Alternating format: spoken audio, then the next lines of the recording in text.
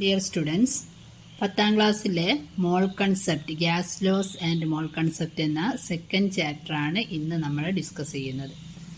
അതിൽ ഫസ്റ്റ് തന്നെ ഗ്യാഷ്യസ് സ്റ്റേറ്റിൻ്റെ കുറച്ച് പ്രോപ്പർട്ടീസാണ് പറയുന്നത്. അപ്പോൾ 8ാം ക്ലാസ്സിൽ നമ്മൾ പഠിക്കുന്നുണ്ട് ഡിഫറെൻറ്റ് സ്റ്റേറ്റ്സ് ഓഫ് മാറ്റേഴ്സ്. അതിൽ സോളിഡ്, ലിക്വിഡ്, ഗ്യാഷ്യസ് സ്റ്റേറ്റ്, അതിലെ മോളിക്കുലാർ അറേഞ്ച്മെൻറ്റ്സ് ഒക്കെ ഇതിൽ നമ്മൾ പഠിച്ചതാണ്. അപ്പോൾ അതിൽ ഈ ചാപ്റ്ററിൽ ഫസ്റ്റ് തന്നെ അതിൻ്റെ ഒരു ഓർമ്മപ്പെടുത്തലാണ്. അതായത് ഗ്യാഷ്യസ് മോളിക്യൂൾസിൽ, ഗ്യാഷ്യസ് സബ്സ്റ്റൻസിൽ മോളിക്യൂൾസ് ലൂസായിട്ടാണ് അറേഞ്ച് ചെയ്തിരിക്കുന്നത്. മോളിക്യൂൾസ് വളരെ ലൂസായിട്ട്, അതായത് distance between the molecules is very high.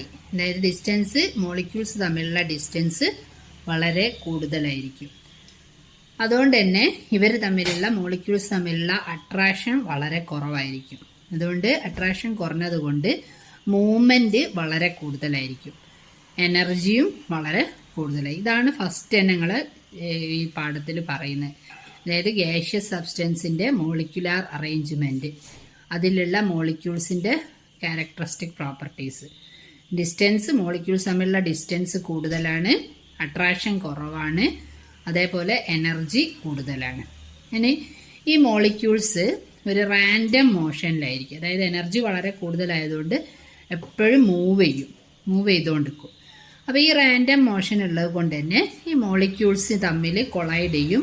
അതേപോലെ ഇതിൻ്റെ കണ്ടെയ്നർ, ഈ ഏത് കണ്ടെയ്നറിലാണോ ഉള്ളത് ആ കണ്ടെയ്നറിൻ്റെ വാൾസിലൊക്കെ ഈ മോളിക്യൂൾസ് കൊളൈഡ് ചെയ്യും. അപ്പോൾ ഈ കൊളിഷൻ കൊണ്ട് ഇതിൻ്റെ ഉള്ളിൽ ഒരു ഫോഴ്സ്, ഒരു പ്രഷർ അനുഭവപ്പെടും. അപ്പോൾ ഇതാണ് ഗ്യാഷ്യസ് മോളിക്യൂൾസിനെ, ഗ്യാഷ്യസ് സബ്സ്റ്റൻസിനെ കുറിച്ച് 8ൽ നമ്മൾ പഠിക്കുന്ന കാര്യം. അപ്പോൾ അതുമായിട്ട് ബന്ധപ്പെട്ട് പിന്നെ ഗ്യാസിനെ സംബന്ധിച്ച് പ്രധാനപ്പെട്ട 4 ടേംസ് നമുക്ക് പരിചയപ്പെടാനുണ്ട്. ഒന്ന് വോളിയം, 3 ടേംസ്: വോളിയം, അതേപോലെ തന്നെ പ്രഷർ,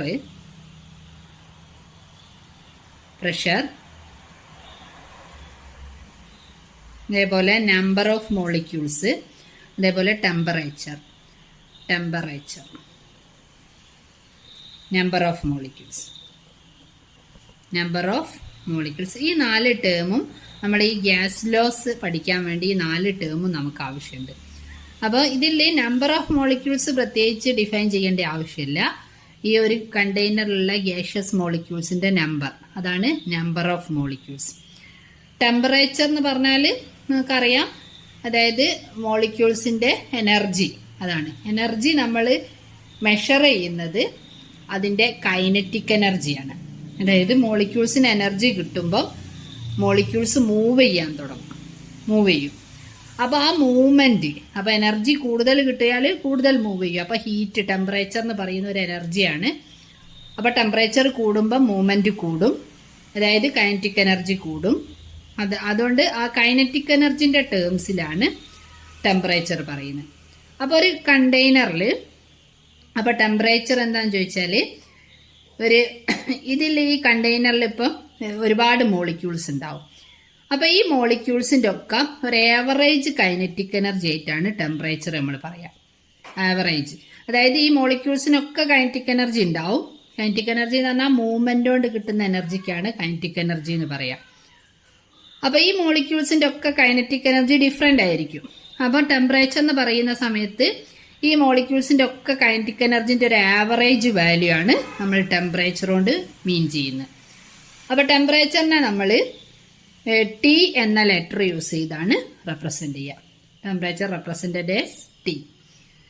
പിന്നെ നമ്മൾ ഗ്യാസുമായിട്ട് ബന്ധപ്പെട്ട് മറ്റൊരു ടേം നമുക്ക് പറയാനുള്ളത് വോളിയാണ്. വോളിയം എന്ന് പറഞ്ഞാൽ നമുക്കറിയാം, ഒരു സാധനം നിൽക്കാൻ ആവശ്യമായിട്ടുള്ള സ്ഥലം, വോളിയം, സ്പേസ് ഒക്യുപ്പൈ, അല്ലേ? അതാണ് വോളിയം എന്ന് പറയുന്നത്. അപ്പോൾ ഗ്യാസിൻ്റെ വോളിയം എന്ന് പറഞ്ഞാലും ആ ഗ്യാഷ്യസ് സബ്സ്റ്റൻസ് നിൽക്കാൻ ആവശ്യമായിട്ടുള്ള സ്ഥലത്തിനാണ് നമ്മൾ വോളിയം എന്ന് പറയാം. പക്ഷെ സോളിഡിനെയും ലിക്വിഡിനെയും ഒക്കെ പോലെ ഒരു ഡെഫിനിറ്റ് വോളിയം ഗ്യാസിന് ഉണ്ടാവില്ല. കാരണം ഒരു ഡെഫിനിറ്റ് വോളിയം ഉണ്ടാവില്ല എന്ന് പറയാൻ കാരണം, ഇത് മോളിക്യൂൾസ് എത്ര എത്ര ചെറിയ പാത്രത്തിലെടുത്താലും എത്ര വലിയ പാത്രത്തിലെടുത്താലും ഈ മോളിക്യൂൾസ് മൂവ് ചെയ്ത് അത് ഫുള്ളാവും. അപ്പോൾ ഒരു 1 ലിറ്റർ പാത്രത്തിലുള്ള ഒരു ഗ്യാസ് നമ്മൾ അതിനെ 2 ലിറ്റർ അല്ലെ 4 ലിറ്ററിലേക്ക് മാറ്റിയാലും ആ 4 ലിറ്റർ ഫുൾ ഉണ്ടാവും.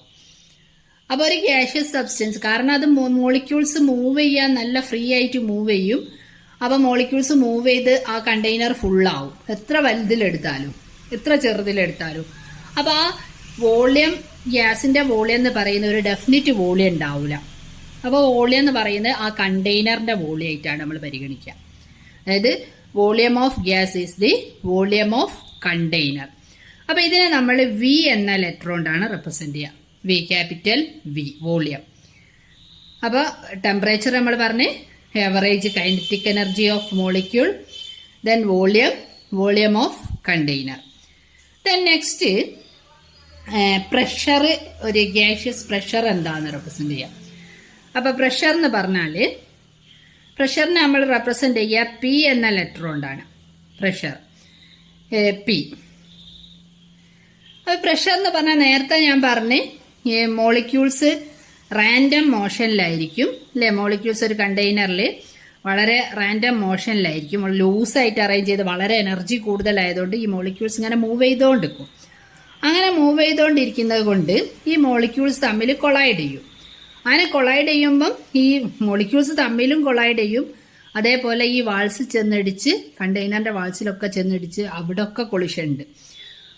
അതുകൊണ്ട് തന്നെ ഇതിൻ്റെ ഉള്ളിലൊരു ഫോഴ്സ് ഉണ്ടാവും. അപ്പൊ പ്രഷർ എന്ന് പറഞ്ഞാൽ നിങ്ങൾ 8th പഠിച്ചിട്ടുണ്ട്. പ്രഷർ എന്ന് പറഞ്ഞാൽ total force divided by surface area, അതാണ് പ്രഷർ എന്ന് പറയുന്നത്. അതായത് ഒരു മൊത്തം അനുഭവപ്പെടുന്ന ഫോഴ്സിന് അത് അനുഭവപ്പെടുന്ന ഏരിയ കൊണ്ട് ഡിവൈഡ് ചെയ്താൽ പ്രഷർ കിട്ടും. അപ്പൊ ഏരിയ കൂടിയാൽ, അടിയിലുള്ള നമ്പർ കൂടിയാൽ, ഏരിയ കൂടിയാൽ പ്രഷർ കുറയും, ഏരിയ കുറഞ്ഞാൽ പ്രഷർ കൂടും അല്ലേ. അപ്പൊ ഈ മോളിക്യൂൾസ്, ഒരു കണ്ടെയ്നറിലുള്ള മോളിക്യൂൾസ് തമ്മിൽ കൊളൈഡ് ചെയ്യുന്നത് കൊണ്ട് ഇവിടെ ഒരു ഫോഴ്സ് ഉണ്ടാവും. അപ്പൊ ഇതിൻ്റെ ഉള്ളിൽ കണ്ടെയ്നറിലെ ഏരിയ കൊണ്ട് ഡിവൈഡ് ചെയ്യുക. ആ ടോട്ടൽ ഫോഴ്സിനെ ഏരിയ കൊണ്ട്, സർഫസ് ഏരിയ കൊണ്ട് ഡിവൈഡ് ചെയ്താൽ ഗ്യാസിന്റെ പ്രഷർ കിട്ടും. അപ്പോൾ pressure of gas is the total force divided by surface area, that is the pressure of gas. അപ്പോൾ ഗ്യാസിന്റെ പ്രഷറിന് കാരണം മോളിക്യൂൾസ് റാൻഡം മോഷന് കൊളിഷനുമാണ്. അതായത് കൊളൈഡ് ചെയ്യുന്നത് കൊണ്ടാണ് പ്രഷർ ഉണ്ടാവുന്നത്. അതാണ് പ്രഷർ. അപ്പോൾ പ്രഷറിനെ റെപ്രസെന്റ് ചെയ്യുക പി എന്ന ലെറ്റർ യൂസ് ചെയ്തുകൊണ്ടാണ്. ഇനി നമ്മൾ ഈ ഗ്യാസുമായിട്ട് ബന്ധപ്പെട്ട് 4 ടേം ഇപ്പൊ നമ്മൾ മനസ്സിലാക്കി. ഒന്ന് വോളിയം. വോളിയം എന്താന്ന് ഞാൻ നേരത്തെ പറഞ്ഞ്, volume is the volume of container. Volume of a gas is the volume of container. It represented as V. Pressure എന്ന് പറഞ്ഞാൽ total force divided by surface area. അപ്പൊ എന്തുകൊണ്ടാണ് ഫോഴ്സ് ഉണ്ടാവുന്നതെന്ന് അറിയാം. അത് മോളിക്യൂൾസിന്റെ കൊളിഷനും ഉണ്ടാണ്. അപ്പൊ പ്രഷർ ഉണ്ടാവാൻ കാരണം കൊളിഷനും ഉണ്ടാണ്. അപ്പോൾ കൊളിഷൻ കൂടിയാൽ പ്രഷർ കൂടും, കൊളിഷൻ കുറഞ്ഞാൽ പ്രഷർ കുറയും. അപ്പൊ നേരെ തിരിച്ച് പറയാം, കൊളിഷൻ കൂടെപ്പോഴാ അവിടെ ഏരിയ കുറയുമ്പാണ്. അതായത് മോളിക്യൂൾസ് തമ്മിൽ ഉള്ള ഡിസ്റ്റൻസ് കുറയുമ്പാണ് അതിന്റെ കൊളിഷൻ കൂടുക. കൊളിഷൻ കൂടുമ്പോൾ പ്രഷർ കൂടും. പിന്നെയുള്ള ടെമ്പറേച്ചർ ആണ്. ടെമ്പറേച്ചർ എന്ന് പറഞ്ഞാൽ energy of molecule, kinetic energy of the molecules, that is the temperature. Average kinetic, കാരണം കുറെ മോളിക്യൂൾസ് ഉണ്ടാവും. അപ്പൊ അതിന്റെ എല്ലാ മോളിക്യൂൾസിന്റെയും കൈനറ്റിക് എനർജിന്റെ ഒരു ആവറേജ് വാല്യൂ ആണ് ടെമ്പറേച്ചർ എന്ന് പറയുന്നത്. Temperature represented as T. Then number of molecules പറഞ്ഞാൽ ഒന്നുമില്ല, ആ കണ്ടെയ്നറിലുള്ള മൊത്തം നമ്പേഴ്സ്, മോളിക്യൂൾസിന്റെ numbers, that is number of molecules, that is represented as N, small N. അപ്പൊ ഈ 4 ടേമും നമുക്ക് ഗ്യാസ് ലോസ് പരിചയപ്പെടാൻ അത്യാവശ്യമാണ്. അപ്പൊ ഇനി നമുക്ക് ഗ്യാസ് ലോയിലേക്ക് പോവാം. ഫസ്റ്റ് ലോ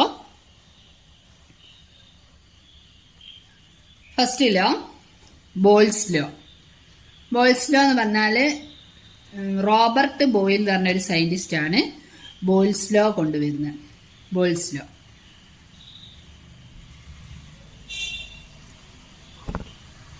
ഈ ബോയിൽസ് ലോ പറയുന്നത് ഒരു ഗ്യാസ് അതിൽ ഒരു പിസ്റ്റൺ കൊണ്ട് അടച്ചൊരു കണ്ടെയ്നർ. ആ കണ്ടെയ്നറിൽ കുറച്ച് മോളിക്യൂൾസ്, ഗ്യാഷ്യസ് സബ്സ്റ്റൻസ് ഉണ്ട്. അപ്പോൾ മോളിക്യൂൾസ് ലൂസായിട്ട് അറേഞ്ച് ചെയ്താണ്. അപ്പോൾ ഇതിൽ ഈ പിസ്റ്റൺ എന്ന് പറയുന്നത് നമ്മുടെ ഇഞ്ചക്ഷൻ സിറിഞ്ചിലൊക്കെ ഉള്ളത് പോലെ താഴോട്ടും മേലോട്ടും ഒക്കെ മൂവ് ചെയ്യാൻ കഴിയുന്ന ഒരു പിസ്റ്റൺ ആണ്. അപ്പോൾ ആദ്യ ടൈമിൽ ഇവിടെയുള്ള വോളിയം വി അല്ലേ 1 ലിറ്റർ എന്ന് വിചാരിക്കുക. വി 1 ലിറ്റർ, അതിൻ്റെ വോളിയം 1 ലിറ്റർ ആണ്. അപ്പോൾ ഇതിൻ്റെ ഉള്ളിലുള്ള പ്രഷർ 1 atm ആണെന്ന് വിചാരിക്കാം. എക്സാമ്പിൾ പറയാണ്, ഇതിൻ്റെ ഉള്ളിലുള്ള പ്രഷർ 1 atm. ഇനി നമ്മൾ ഈ പിസ്റ്റൺ പിടിച്ച് താഴോട്ട് ആക്കാം, അതായത് നന്നായി പ്രഷർ കൊടുക്കാം. അപ്പോൾ പിസ്റ്റൺ ഇങ്ങനെ താഴോട്ട് വരും, കാരണം മോളിക്യൂൾസ് തമ്മിലുള്ള ഡിസ്റ്റൻസ് കൂടുതലാണ്. അപ്പോൾ അത് കുറഞ്ഞ് വരും. അപ്പോൾ താഴേക്ക് വരും. അപ്പോൾ പിസ്റ്റൺ ഇങ്ങനെ ഇവിടെ നമ്മൾ പ്രഷർ കൊടുക്കുമ്പോൾ ഈ പിസ്റ്റൺ ഇങ്ങനെ താഴേക്ക് വരും. ഈ മോളിക്യൂൾസ് ഒക്കെ അടിയിലേക്ക് വരും അല്ലേ, ഇവിടെ ഉണ്ടായിരുന്ന മോളിക്യൂൾസ് ഒക്കെ അടിയിലേക്ക് വരും. അപ്പോൾ ഇതിൽ ഈ മോളിക്യൂൾസ് അതിൻ്റെ വോളിയം എന്തായി, പിസ്റ്റൺ ഇങ്ങനെ അടിയിലേക്ക് വന്ന് പിസ്റ്റൺ ഇവിടെ എത്തി. ഈ മോളിക്യൂൾസ് ഒക്കെ അടിയിലേക്ക് വന്ന് വോളിയം കുറഞ്ഞു അല്ലേ. വോളിയം ഇപ്പോൾ പകുതിയായി, അതായത് 1/2 ലിറ്റർ ആയി. 1/2 ലിറ്റർ പകുതിയായി. അപ്പോൾ ഇതിൻ്റെ ഉള്ളിൽ സ്വാഭാവികമായിട്ടും നിങ്ങൾക്ക് ചിന്തിച്ചാൽ അറിയാം, ആദ്യം 1 atm. atm എന്ന് പറഞ്ഞാൽ പ്രഷർ പറയാൻ ഉപയോഗിക്കുന്ന ഒരു യൂണിറ്റ് ആണ് atm. അറ്റ്മോസ്ഫിയറിക് പ്രഷർ പറയാൻ ഉപയോഗിക്കുന്ന ഒരു യൂണിറ്റ് ആണ് atm എന്ന് പറയുന്നത്. നമ്മൾ ഗ്രാം, മാസ് പറയാൻ ഗ്രാം, കിലോഗ്രാം ഒക്കെ ഉപയോഗിക്കും. അതേപോലെ തന്നെ പ്രഷറിന്റെ ഒരു യൂണിറ്റ് ആണ്. അപ്പൊ ഇവിടെ ആദ്യ ടൈമിൽ ഇത്രയും സ്ഥലത്ത് നിന്ന മോളിക്യൂൾസ് ആണ് സെക്കൻഡ് ടൈമിൽ പിസ്റ്റൺ താഴോട്ട് ആക്കിയ സമയത്ത് ഇത്രയും ചെറിയൊരു സ്ഥലത്തേക്ക് മാറിയത്. അപ്പൊ ഈ മോളിക്യൂൾസ് എന്തായാലും മോളിക്യൂൾസ് തമ്മിലുള്ള ഡിസ്റ്റൻസ് കുറഞ്ഞുണ്ടാവും. ഇവിടെ കൊളിഷൻ കൂടി ഉണ്ടാവും. അപ്പൊ ഇതിന്റെ ഉള്ളിൽ പ്രഷർ കൂടി ഉണ്ടാവും. അപ്പൊ സെക്കൻഡ് ടൈമിലുള്ള പ്രഷർ 2 atm ആയി കൂടി നമുക്ക് പറയാം. അപ്പൊ ഇവിടെ നോക്കിയാല് ഇത് ഞാൻ ഒരു വാല്യൂ ഒക്കെ ഞാനൊരു വെറുതെ പറഞ്ഞാണെങ്കിൽ മനസ്സിലാവാൻ വേണ്ടി. അപ്പൊ ശ്രദ്ധിക്കുക. അപ്പൊ ആദ്യ ടൈമില് പ്രഷർ കുറവാണ്, അപ്പോൾ ഉള്ള വോളിയം 1 ലിറ്റർ. പിന്നെ നമ്മൾ പ്രഷർ കൂട്ടി, അപ്പോൾ വോളിയം എന്തായി, കുറഞ്ഞു. അപ്പോൾ ഇതാണ് ബോയ്ൽസ് ലോ എന്ന് പറയുന്നത്. അതായത് ഒരു ഗ്യാഷ്യസ് സബ്സ്റ്റൻസിന്റെ വോളിയവും പ്രഷറും ഇൻവേഴ്സ്ലി പ്രൊപ്പോർഷനിലാണ്. ഇൻവേഴ്സ്ലി പ്രൊപ്പോർഷൻ എന്ന് പറഞ്ഞാൽ ഒരു ടേം കൂടുന്ന സമയത്ത് മറ്റേത് കുറയാം. അപ്പോൾ നമ്മൾ പറയുകയാണെങ്കിൽ വായിക്കുന്നതിനനുസരിച്ച്, കളിക്കുന്നതിനനുസരിച്ച് മാർക്ക് കുറയും അല്ലേ, കളി കൂടുക മാർക്ക് കുറയുക, അങ്ങനെയൊക്കെ പറയുന്നതിനാണ് നമ്മൾ ഇൻവേഴ്സ്ലി പ്രൊപ്പോർഷൻ എന്ന് പറയുക. അപ്പോൾ ഈ വോളിയവും പ്രഷറും ഇൻവേഴ്സ്ലി പ്രൊപ്പോർഷനിലാണ് എപ്പോഴും ടെമ്പറേച്ചർ കോൺസ്റ്റന്റ് ആണെങ്കിൽ. നേരത്തെ നമ്മൾ പറഞ്ഞ, അതായത് ഈ കണ്ടെയ്നർ നമ്മൾ ചൂടാക്കുകയും തണുപ്പിക്കുകയും ഒന്നും ചെയ്യുന്നില്ലെങ്കിൽ, അതായത് ടെമ്പറേച്ചർ കോൺസ്റ്റന്റ് ആക്കി വെച്ചാൽ വോളിയവും അതേപോലെ പ്രഷറും, ഒരു ഗ്യാസിന്റെ വോളിയവും പ്രഷറും ഇൻവേഴ്സ്ലി പ്രൊപ്പോർഷനിലാണ്. അതായത് പ്രഷർ കൂട്ടിയാൽ വോളിയം കുറയും, പിന്നെ അതേപോലെ പ്രഷർ കുറച്ചാൽ വോളിയം കൂടും. അപ്പൊ ഇത് നമ്മൾ മാത്സിൽ മാത്തമാറ്റിക്കൽ റെപ്രസെന്റേഷൻ നോക്കാം. അപ്പൊ ഇതില് വോളിയം പ്രൊപ്പോർഷണൽ എന്നുള്ള സൈനാണിത്. അപ്പൊ ഡയറക്ട്ലി പ്രൊപ്പോർഷനിലല്ല, ഒന്ന് കൂടുമ്പോൾ ഒന്ന് കൂടുകയല്ല, ഇൻവേഴ്സ്ലി പ്രൊപ്പോർഷനിലാണ്. അപ്പൊ വി പ്രൊപ്പോർഷണൽ ടു 1/p എന്ന് എഴുതാം നമുക്ക്, അല്ല തിരിച്ചു എഴുതാട്ടോ. പി പ്രൊപ്പോർഷണൽ ടു 1/v അങ്ങനെ എഴുതാം. അതായത് ഒന്ന് കൂടുമ്പോൾ മറ്റൊന്ന് കുറയാണെങ്കിൽ പ്രൊപ്പോർഷണൽ എന്നുള്ള, മാത്സിൽ നമ്മൾ പ്രൊപ്പോർഷണൽ എന്നുള്ള സൈനാണിത്. അപ്പോൾ ഇൻവേഴ്സ്ലി പ്രൊപ്പോർഷനിലാണെങ്കിൽ സെക്കൻഡ് ടേമിന്റെ റെസിപ്രോക്കൽ എടുക്കും. ഡയറക്ട്ലി പ്രൊപ്പോർഷനിലാണ് നേരെ എഴുതും. അപ്പോൾ വി പ്രൊപ്പോർഷണൽ ടു 1/p എന്ന് എഴുതാം, പി പ്രൊപ്പോർഷണൽ ടു 1/v എന്ന് എഴുതാം. എന്ത് എഴുതിയാലും കുഴപ്പമൊന്നുമില്ല. ഇനി നമ്മൾ ഈ പ്രൊപ്പോർഷണൽ എന്നുള്ള സൈൻ മാറ്റി ഈസ് ഈക്വൽ ടു എന്ന് എഴുതുന്ന സമയത്ത് നമ്മൾ P is equal to a constant into 1/v എന്ന് എഴുതും. A constant into 1/v. ഇനി ഈ 1/v അങ്ങോട്ട് കൊണ്ടുപോയാൽ, അതായത് 1 ഡിവൈഡഡ് ബൈ വി ആണ്. ഡിവൈഡഡ് ബൈ വി ഇങ്ങോട്ട് കൊണ്ടുവരുമ്പോൾ മൾട്ടിപ്ലിക്കേഷൻ ആവും. അപ്പോൾ പി ഇത് ഇങ്ങോട്ട് കൊണ്ടുവരിക. അപ്പൊ P into V is equal to a constant. അല്ലെങ്കിൽ P V, P into V എന്ന് പറഞ്ഞാൽ P V is equal to a constant എന്ന് എഴുതാം. ഇതാണ് മാത്തമാറ്റിക്കൽ റെപ്രസെൻറ്റേഷൻ, അതായത് ബോൾസ് ലോന്റെ മാത്തമാറ്റിക്കൽ റെപ്രസെൻറ്റേഷൻ.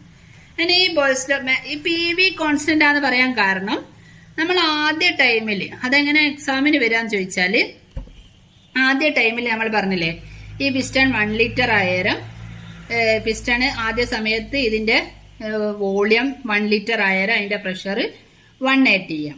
അപ്പം 1 × 1 പി ഇൻറ്റു വി, അന്നേരം പി ഇൻറ്റു വി ചെയ്താൽ 1 × 1 ഇസ് ഈക്വൽ ടു 1.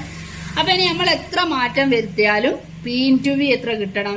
1 കിട്ടണം. അതാണ് ഈ ഇക്വേഷൻ കൊണ്ട് ഉദ്ദേശിക്കുന്നത്, P V is equal to a constant.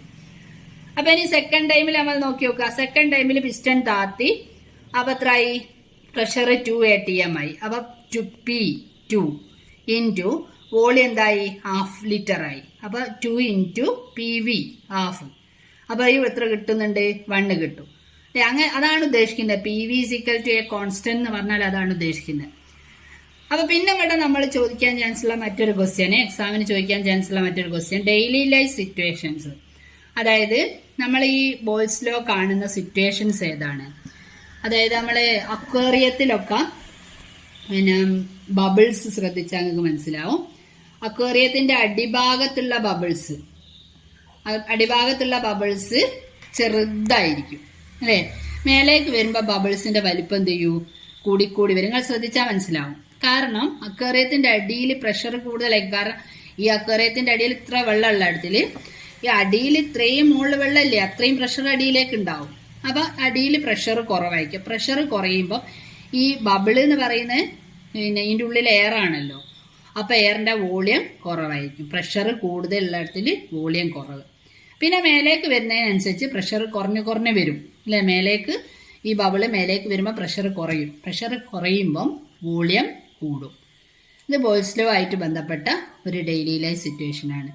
അതേപോലെ മറ്റൊരു സിറ്റുവേഷൻ ആണ് പിന്നെ നമ്മളെ ഹൈഡ്രജൻ ബലൂണൊക്കെ ഊതി വീർപ്പിച്ച് മേലോട്ട് പറത്തുന്ന സമയത്ത് മേലേക്ക് വരുമ്പം ഈ ഹൈഡ്രജൻ ബലൂണിന്റെ വലിപ്പം ഇങ്ങനെ കൂടി വരിക, അവസാനം അത് പൊട്ടിപ്പോവുകയും ചെയ്യും.